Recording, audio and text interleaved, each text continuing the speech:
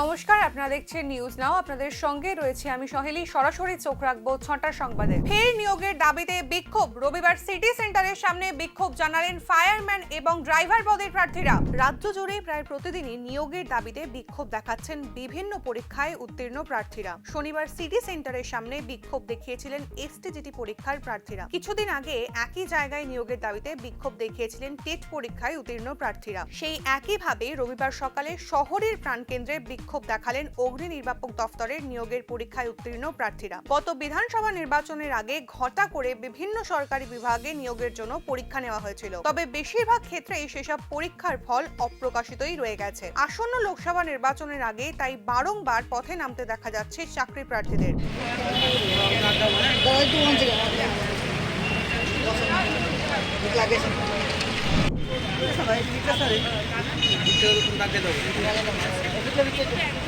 রবিবার বিক্ষোভকারীরা জানিয়েছেন ২০২২ সালের মে মাসে Tripura fire and emergency service দপ্তরের পক্ষ থেকে শূন্য পদে নিয়োগের জন্য একটি বিজ্ঞপ্তি প্রকাশ করা হয়। সেই বিজ্ঞপ্তি অনুযায়ী গত বছর আগস্ট মাসে ফায়ারম্যান এবং ড্রাইভার পদে নিয়োগের জন্য ফিজিক্যাল পরীক্ষা নেওয়া হয়। ফিজিক্যাল পরীক্ষায় উত্তীর্ণ পরীক্ষার্থীদের চলতি মাসের ৮ তারিখে লিখিত পরীক্ষাও নেওয়া হয়, তবে সেই পরীক্ষার ফলাফল এখনো প্রকাশ করা হয়নি, ফলে শুরু হয়নি নিয়োগ প্রক্রিয়াও। অবিলম্বে এই ফিজিক্যাল পরীক্ষায় উত্তীর্ণ প্রায় ১৮০০ যুবক তাদের নিয়োগের আর্জি জানালেন মুখ্যমন্ত্রীর কাছে।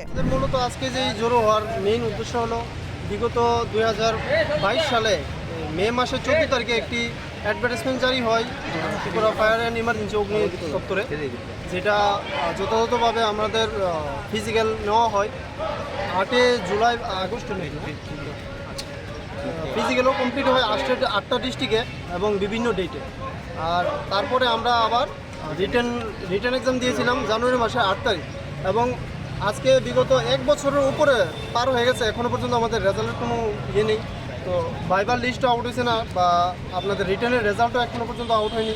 তো আমরা সরকারের কাছে করজোড়ে প্রার্থনা এবং আবেদন সবার পক্ষ থেকে যে অতি সত্বর যেন আমাদের এই অগ্নি দপ্তরের যে নিয়োগ প্রক্রিয়াটা চালু করার জন্য এবং সম্পূর্ণ করার জন্য। একদিকে দেখা যাচ্ছে বেকারত্ব বাড়ছে, অন্যদিকে অগ্নি দপ্তরের লোক স্বল্পতার দিকে ভুগছে। তো আমরাও তো প্রতিনিয়তই বেকারত্ব সবাই, এবং এখানে প্রচুর মানুষ টোটাল ১৭৯৬ জন ক্যান্ডিডেট ফিজিক্যাল ক্লিয়ার করছে এবং ড্রাইভারে রয়েছে ১৭ জন, তাহলে টোটাল ১৮০০ ক্যান্ডিডেট একটাই প্রত্যাশা নিয়ে সেটা এখনো করেছে। মুখ্যমন্ত্রীর শ্রেষ্ঠ ত্রিপুরা গঠনের স্বপ্ন অধরাই থেকে যাচ্ছে প্রতিনিয়ত চাকরির দাবিতে পথে নামার রাজ্যের শিক্ষিত বেকারদের বিক্ষোভে।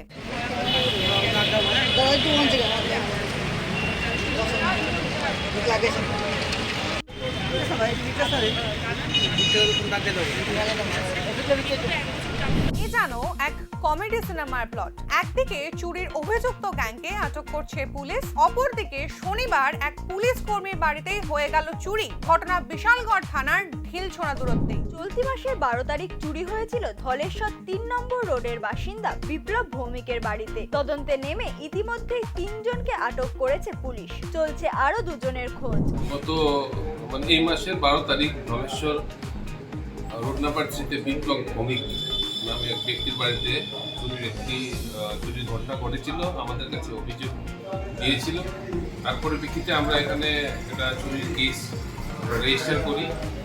পরবর্তী সময়ে এই চুরির কেসে আমরা আসল চুর যারা এই আপনার কেসটা করেছে তাদেরকে আমরা তাদের ভিতর ২ জনকে আমরা গ্রেপ্তার করেছিলাম। তাদের নাম ছিল জাহাঙ্গীর মিয়া এবং কৃষ্ণ। তো তাদেরকে ইন্টারোগেশন করার পর পরবর্তী সময় নাম আসে যে এটা একটা চুরির গ্যাং। এর ভিতরে যে চুর আছে, একজন চুর বিক্রম, ওর নাম হচ্ছে বিক্রম দাস। বিক্রম দাসকে আমরা গ্রেপ্তার করি। বিক্রম দাসকে গ্রেপ্তার করার পর আমরা ওকে ইন্টারোগেশন করার পর আমরা কিছু চুরির করার সামগ্রী, যেমন এই গোল্ড ব্যাঙ্গেল, কানের দুল, ইয়াররিং যা আছে তা আমরা উদ্ধার করি। তাকে ইন্টারোগেশন করার পর এবং আরও ১-২ জন চোরের নাম পাই, তাদেরকে আমরা খুব শীঘ্রই গ্রেপ্তার করি। অন্যদিকে শনিবার চুরি হয় রাঙামাটি এলাকার কবির হোসেন নামের এক পুলিশ কর্মীর বাড়িতে। সকাল 10টা নাগাদ বাড়ির মহিলারা রান্নাঘরে ছিলেন। সেই সুযোগেই ঘর থেকে প্রায় 2.5 লক্ষ টাকার সোনার গয়না নিয়ে চম্পট দেয় চোর। 10:30 কি 15টা আমার কাছে বাড়ি থেকে বলেছে যে বাড়িতে এমন ঘটনা যে চুরি হয়েছে, ঘর থেকে জিনিসপত্র সব লেগে গেছে। কি নিছে? কে বা কাহারা নিয়ে গেছে, কি নিছে?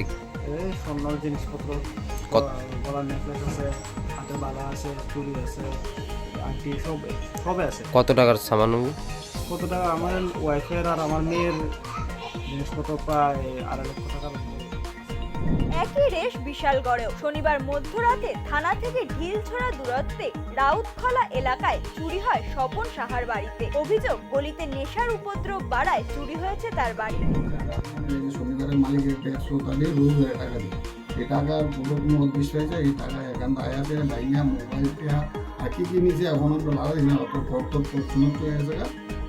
রাজ্যে প্রতিনিয়ত বাড়ছে চুরি, যার জন্য অনেকটাই দায়ী নেশা। প্রতিটি ঘটনার প্রেক্ষিতেই তদন্তে নামছে পুলিশ। কোথাও মিলছে সফলতা, আবার কোথাও পুলিশ কর্মীর বাড়ি ফাঁকা করছে চোরের দল। প্রশ্ন উঠছে, এই অবস্থায় পুলিশ রাজ্যবাসীকে সুরক্ষা দেবে কিভাবে? ভুবনবন এলাকায় উদ্ধার এক দেহ, ঘটনাটি পরিকল্পিত খুন দাবি মৃতের পরিবারের। রবিবার সকালে ভুবনবন এলাকায় ক্ষেতের মধ্যে একটি দেহ উদ্ধার হয়। প্রাথমিকভাবে জানা গেছে মৃতের নাম বলরাম সাহা। বছর 38-এর বলরাম পেশায় একজন গাড়ি চালক। চান্দিনামুড়া এলাকার বাসিন্দা বলরাম শনিবার রাতে এলাকার নেতাজি সংঘ ক্লাবে গিয়েছিলেন। ক্লাব থেকে বাড়ি ফেরার সময় তিনি নিখোঁজ হয়ে যান। রাত 12:30 পেরিয়ে গেলেও তার খোঁজ পাচ্ছিলেন না পরিবারের কেউ। রবিবার সকালে ভুবনবন এলাকার এক মহিলা ক্ষেতের ভিতর একটি দেহ দেখতে পেয়ে এলাকাবাসীকে খবর দেন। এরপরেই ঘটনাস্থলে পৌঁছয় পুলিশ। লোকজনের মুখে বাড়ির পাশেই এমন ঘটনার খবর পেয়ে ঘটনাস্থলে আসেন মৃত বলরামের স্ত্রীর দাদা। তিনি দেহটি শনাক্ত করেন এবং প্রশাসনের কাছে বিষয়টির তদন্তের দাবি জানান। বিষয়টিকে পরিকল্পিত খুন হিসেবেই দাবি করেছে মৃত বলরাম সাহার পরিবার।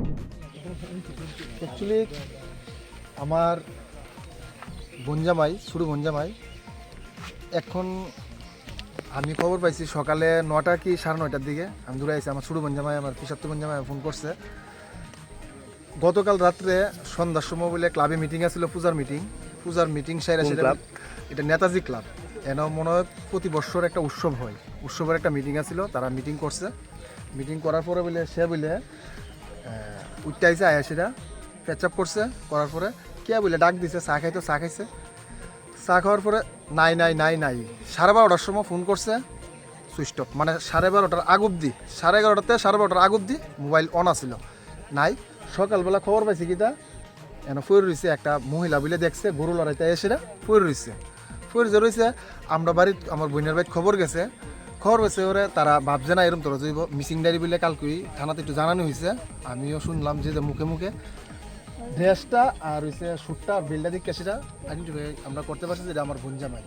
গোমতীর গ্রাসে একাধিক পরিবার ভাঙন রোধে মরিয়া গ্রামবাসী।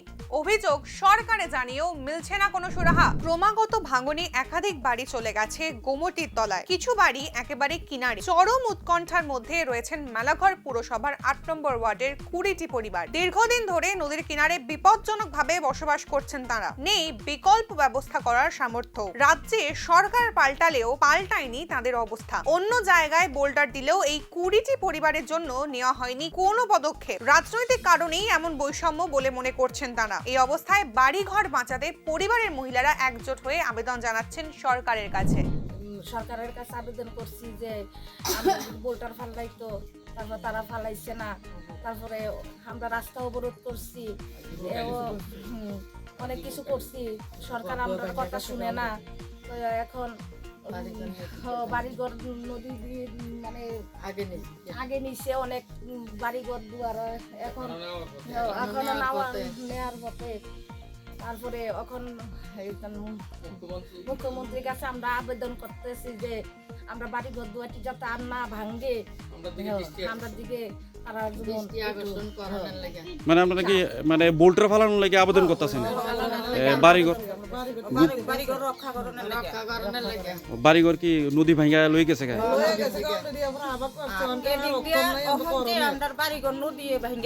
আজকের সংবাদ এই পর্যন্তই। পরবর্তী আপডেটস পেতে চোখ রাখুন নিউজ নামের পর্দায়।